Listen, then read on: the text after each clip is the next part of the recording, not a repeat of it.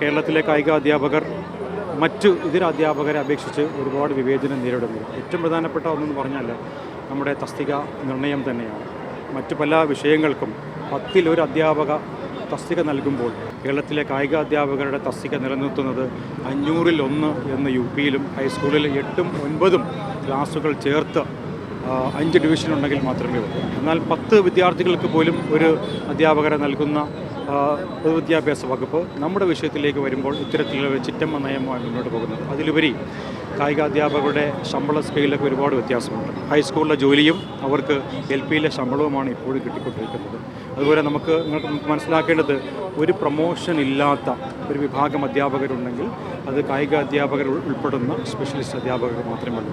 അവർക്ക് ഡിഗ്രി ഉണ്ട്, PG ഉണ്ട്, PhD ഉള്ള കായിക അധ്യാപകർക്ക് ഒരു പ്രൊമോഷനും ഇല്ലാത്ത ജോലിയിൽ എങ്ങനെ കയറുമെന്നോ അതുപോലെ തന്നെ പുറത്തിറങ്ങി പോകേണ്ട ഒരവസ്ഥയാണ് ഇപ്പോൾ നിലവിലുള്ളത്. സ്കൂൾ ഇതര പ്രവർത്തനങ്ങൾ നാളിതുവരെയായി ചെയ്ത് ഏകദേശം 2 കോടിയിലധികം രൂപയാണ് കേരളത്തിലെ കായിക അധ്യാപകർക്ക് കിട്ടാനുള്ളത്. ഇത് സബ് ജില്ലാ മേള നടത്തിയതായാലും ശരി, ജില്ലാ മേള നടത്തിയാലും ശരി, സംസ്ഥാന മേള നടത്തിയതിലൊക്കെ നമുക്ക് ഏകദേശം 2 കോടിയിലധികം രൂപ കിട്ടാനുണ്ട്. അപ്പോൾ അതുകൂടി കൊണ്ട് തന്നെയാണ് നമ്മൾ ഈ സ്കൂൾ ഇതര പ്രവർത്തനങ്ങളിൽ നിന്ന് വിട്ടുനിന്നിട്ട് സ്കൂളിലെ പ്രവർത്തനങ്ങളിലേക്ക് മാത്രം ഫോക്കസ് ചെയ്യാൻ തീരുമാനിച്ചത്.